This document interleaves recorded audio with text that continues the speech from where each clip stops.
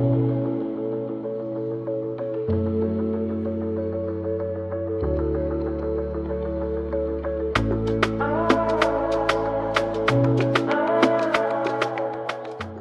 hello one all, welcome back to the Pub Brain Podcast. It's just Lady here with me today. Hello. So it's here. Yeah, it's just he's gone to the gallery because this is one of those episodes where a member of the trio has an idea for an episode, but not everyone wants to get involved. We've had a few of these over the years. We've done this podcast now. Lady's done a fair few. Pluto's done a couple. I've done one. But it's fine. It's fine. We don't all have to be here all the time. Yeah, so it's good. Yeah, so most recently, the PWHL has now made player salaries public. And Lady, you really wanted to have this conversation. You really want to talk about it. Yeah. Because this is a huge deal, guys. How often when you watch sports do you really think, "Oh, I wonder how much that player's been paid"? Yeah. Wonder how much money so and so's making. Never really bothered me in sports. I think it would only bother me if we hear stories in the local press or the local rag about how they're spending it on things like say, luxury cars or party homes or freebies. That would then get me in a bit of a state. Yeah, but it's never really bothered me over the years. So as long as they are a good player, as long as they know what they're doing on the ice, I don't care how much they're being paid. Yeah. Now, pay is something that's been quite a big gender gap over the years. We had a big blow up back of years ago. Yeah.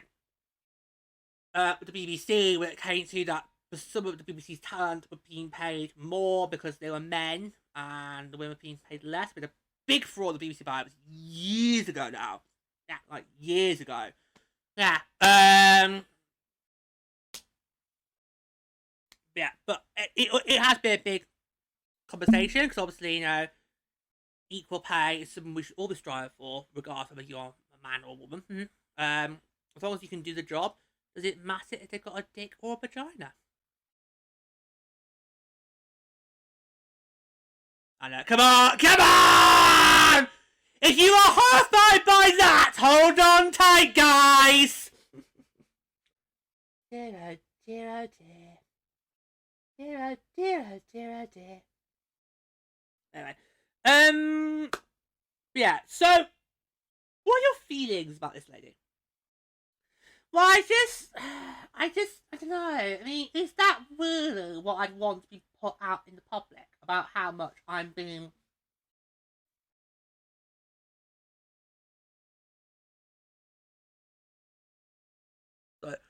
Sorry, it sounds like a bit of something going outside.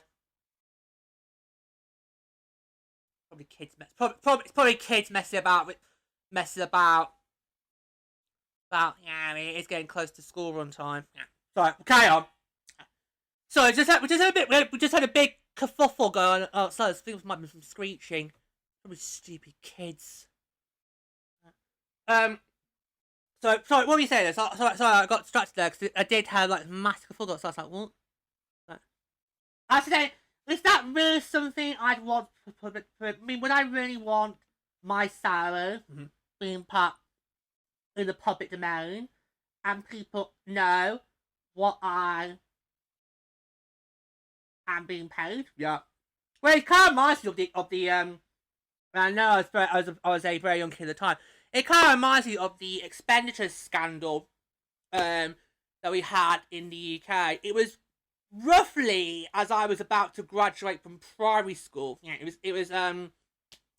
it followed on not long after the financial crash of 2008. There was a massive scandal here in the UK about how MPs were spending our taxpayers' money on some of the most ridiculous things, and they weren't declaring it.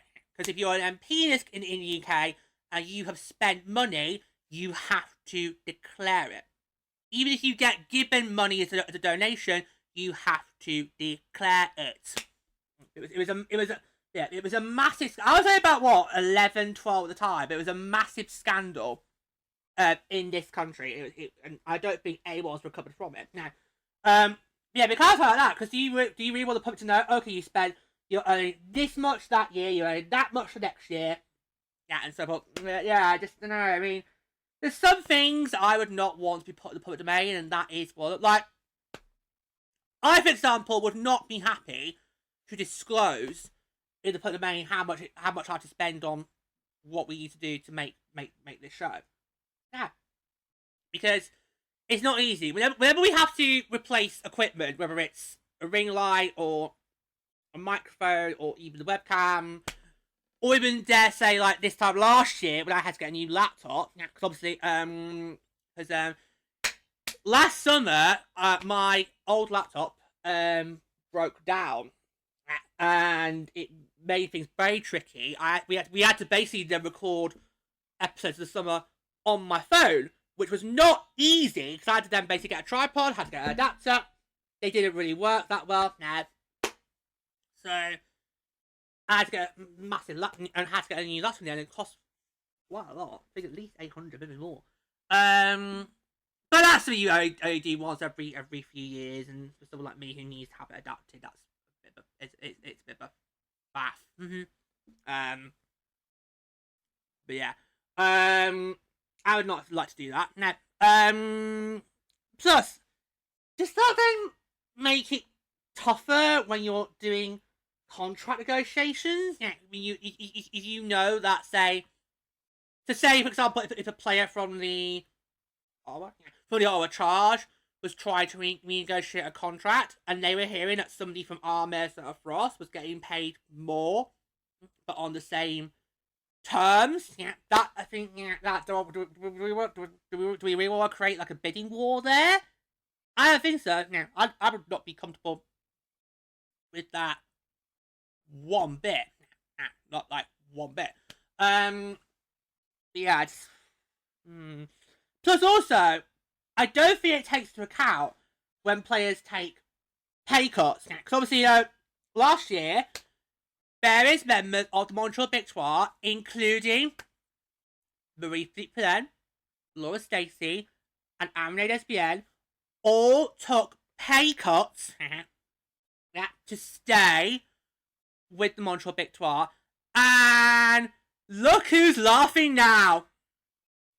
Look who's doing a Jessie J now! Yeah. I remember the absolute furore about that. And of course, we did an episode as well. Of course, me and Pluto did put to you the scenario of, well, if somebody, so say you got your dream job, and somebody then your boss comes up to you and said, right, we'll offer you a permanent contract, but to do it, you have to have less money. Would you take it? And I said yes. I said yes. Go check it out. It's called Fair or Foul, the episode we did at that. And Player basically put the scenario to me and asked me, would I have to do it? And I said, yeah. Because if it's your dream job, you pretty much would do literally everything or everything to keep your foot firmly wedged in that door frame. So yeah. Yeah. And I kind of supported the decision. I think I was one of the few people who actually thought it was a good decision that they did, because they clearly, that to me kind of showed that these three in particular, they are clearly committed to the Victoire. They are clearly committed to the city of Montreal, and they want to bring a championship to Montreal. They've done that, but they're probably going to want more. Because as we've learned in Minnesota, one's never enough. You're always going to want to have that more in the bank. Because I remember during last season, I was kind of like, well, it'd be great to have the opportunity to at least try and defend the crown, but I'll be okay. It's not gonna be the end of the world if we did lose in 2025. No. Well, you're kind of like, well, I've got it. When it comes to championships, you're kind of like, well, I've won it at least once. That's fine. I don't have to then worry about going for another one, because I know that I will always be a champion. Yep. Plus, there's a lot of sports teams that only ever win one championship in their franchise history. Exactly. Yeah. but there's always going to be people like me. Well, no, complete opposite. Yeah. Yeah. So, you know, Montreal, you have now won your cup. I will not be surprised if a large majority of the Victoire community fan base next year thinks, no, let's go for another. The Frost did it. Frost did it, yeah. I think we would like to see some more first-time champs before we have another back-to-back cup winner. Yeah. Yeah. I don't know if I am or not. I would prefer for the next few years to have some first-time winners. And then when we get to the 2030s, then we can go back to having back-to-back champs. Because this league's still very, very young. I think it would be better to have some more first-time timers than back-to-backs. Obviously, you can't control that, but ideally, I would like for at least the next 5-6 years to have some first-timers. Yeah. And then, well, obviously, if Study has to wins it again, we win it again. Yep. Yeah. But obviously, you can't. So obviously, a league that's super competitive, you can't really control who doesn't win the cup or goes to the finals. Yeah. Anyway, yeah. So, should we have a look at who the top paid players are across the league? Yeah, go on. We will not rebuild salaries. Now, we will not do that because. And here's another thing. Surely that's got to go against the data protection laws. Was it GDP? Yeah, GDP. Surely, no way could that happen in this country. Because obviously, in the UK, we have got laws that are supposed to protect certain information from being made available to the public. Yeah. But obviously, every country is different. So what I'm going to do is I'm going to go to Google. I'm going to type in my search. I'm going to type in highest paid PW players. That's all I'm going to do. And we'll go through what is given to me. That's all we're going to do today. Yeah, that's all we're going to do. We will not reveal salaries, because like I said, that is personal, sensitive information that really we should not be really saying out loud on a podcast. Plus, we are hitting free agency, so of course, negotiations could be very well underway, and contracts being signed and all that, so we're not going to compromise that process. Yeah, but we're going to say the names of the players and what team they're from. Yeah, that's all. That is all we're going to do. That's if I can get that information.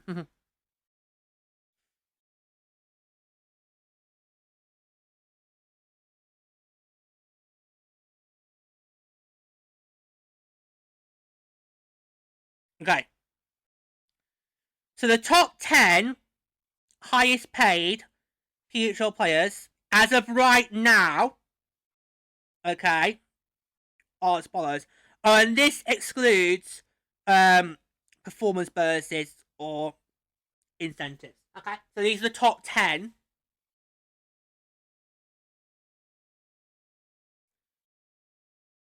And can we just confirm these are the top 10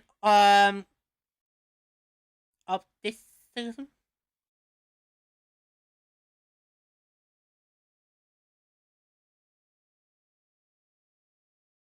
Yeah, okay, right.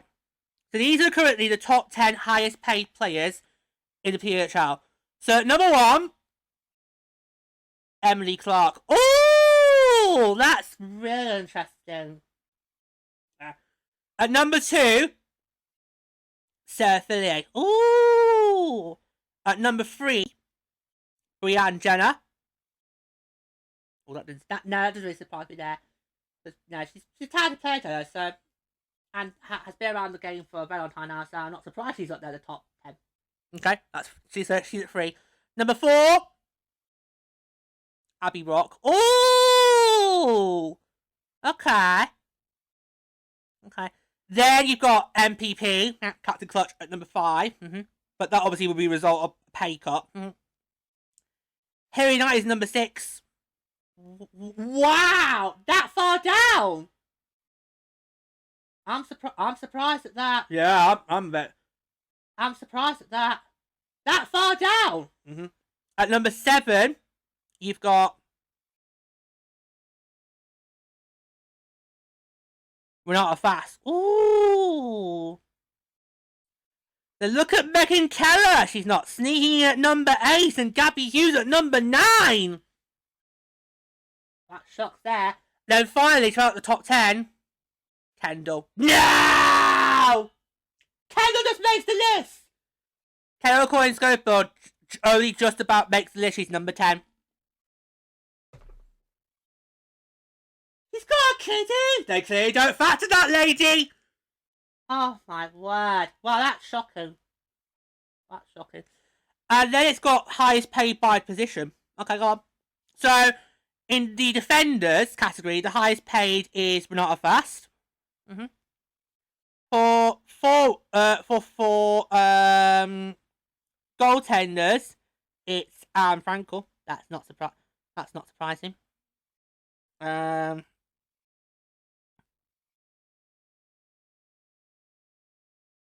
Not got forward.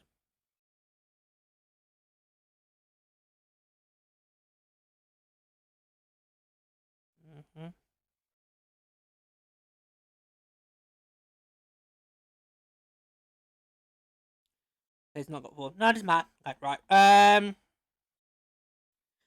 Yeah, that surprises me that Emily Clark and Sarah Fair are up there at the top 2. Now, it's understandable.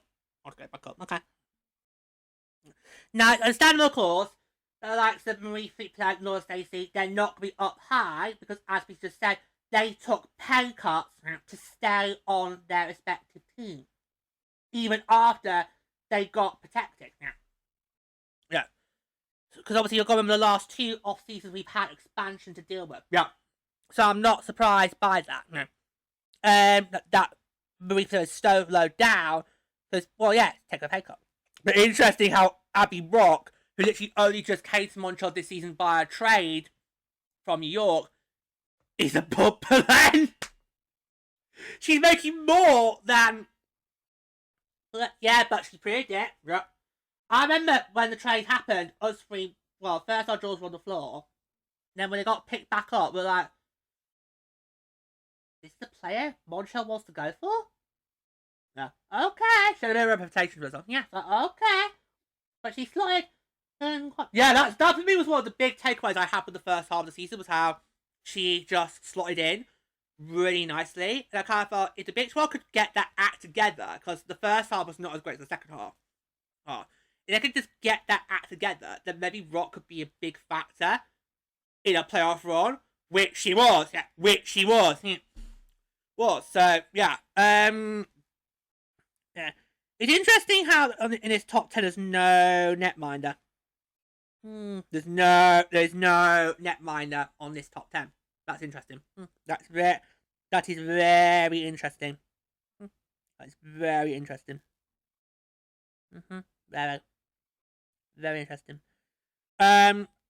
We should say this information is available for you to go and check out for yourselves on the PWHL website. So if you want to actually look at who is being paid what, you can do. Like I said, we are not going to go into individual salaries and so forth. We're not going to say any numbers out loud because that is sensitive information that really should not be really made. But I'm surprised that this was not only was this agreed on by the PA, but also the fact that it's so easily made available to the public. Like, I could go on the website right now and look up what each player is earning. In my eyes, yeah, that is sensitive information. I personally would not want my finances being put on public display. Public document? I don't care, it's a public document! Back down, Claude Littler! Back down! I don't care, it's a public document.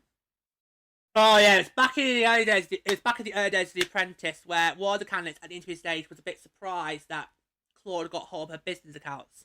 It's like, how'd you get hold of those? Claude's like, document. Like, oh. And I'm thinking, you've made it to week 11. You've made it to the interview stage of The Apprentice. How do you not know that your business accounts are a public document?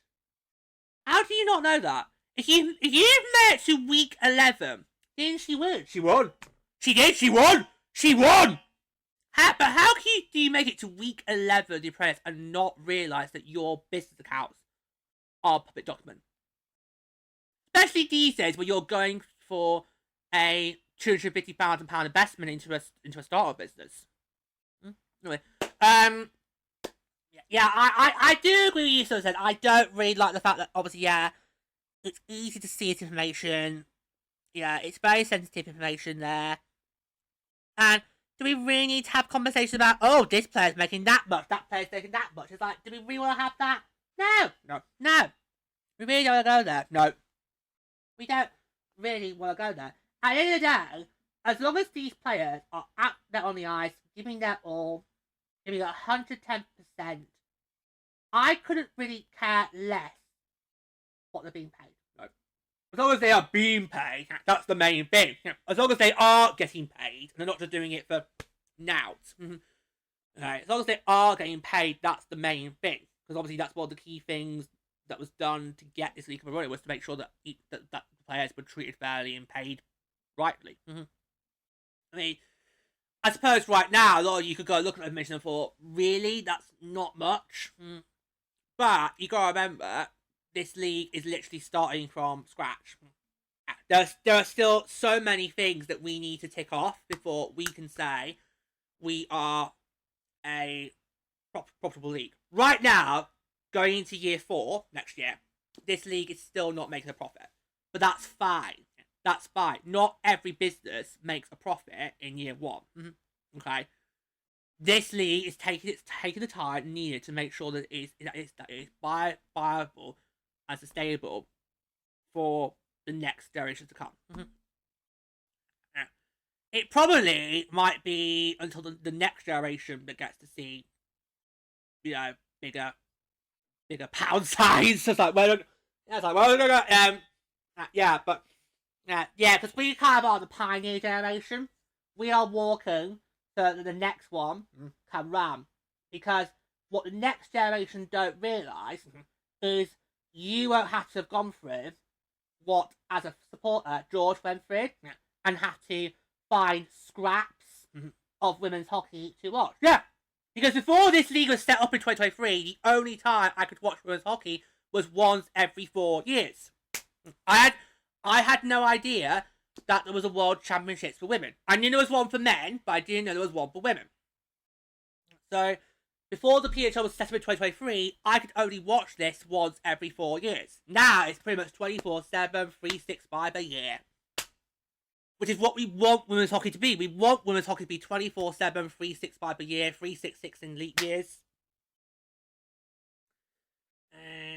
Next one is 28.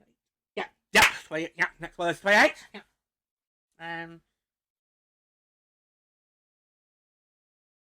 Yeah. Crazy season that we began our first season in a league year. Yeah. Me and Plato are never gonna forget 2024's leap year. That year? Yeah, that was when me and him were at Pretty Woman, and it was quite a raucous crowd. We were watching the musical for the first time, and let's just say, I think some of that crowd were feeling a little bit turned on before they went to the show. And I was like, steady on, they've still got the clothes on. And also, it's a man and woman, so let's not get too. I know. I'm like, oh no, yeah, like it's just heterosexuals. It's like you can see that anytime on the telly. Maya, don't you dare! Maya, we've got a text. How do you think she's gonna do on Traitors? 50. Well, I'll probably do better than Miranda. Oh, I think everyone's gonna do better than Miranda. I'm surprised she's got the time for it. Yeah. Yeah, very surprised. Anyway, but the point I'm trying to make is, as long as the players are, performing at their best, does it really matter what they're being paid? No, not really. I'm not really comfortable with that information being public, but unfortunately it's out there. It's available for people to go and have a look at. and you can look at it if you so choose to do. I will not. We have run you through some of the top 10 being paid. And we'll see how pay impacts. Next season, you've got 4 more teams coming in. Yeah. So you got any more? 40 people. No, I feel we've had a good conversation about that. I just felt this is something I really wanted to talk about. Because obviously, this information, it has just very recently been made now available to the public. And this is something that players, when they get drafted this year, are going to have to realise is that once you start playing in the league, your pay is going to be made available for people to look at. You're going to get, it's just so much more scrutinising. And this is the final point I'm going to make. Now, I don't know if it is in the NHL, neither do I. But I'll say, go and say it anyway, because it's the exact same point I want to make. Now, I'll say this to close out. If salaries in the PHL may be able to look at online, then I think salaries in the AHL needs to be made available to look at online. Oh yeah, I would love to know what Combat Days getting paid a year. I'd love to know that. I would love to take a look inside Combat Davis' squad.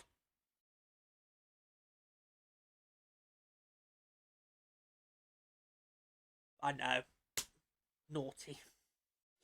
No, it's not in that sense, kids! Who wishes it was? You get what I mean? You get what I fucking mean. I'd love to know how much he's getting paid on a year in, year out basis. Never mind, we hear what the contract is as a whole. I'd love to know, right, how's that being split on a year-on-year basis? How is he being paid a year per year? Yeah. Okay, so there you go. So like I said, that information is available to go and look at online if you want to check a look at who's being paid how much. We, of course, only run you through the top 10 at this current time recording in 2026. The summer 26, we should say, as we get ready to get going for season 4. Yeah. So, thank you so much for joining us always. Until next time, take care, don't get all the free.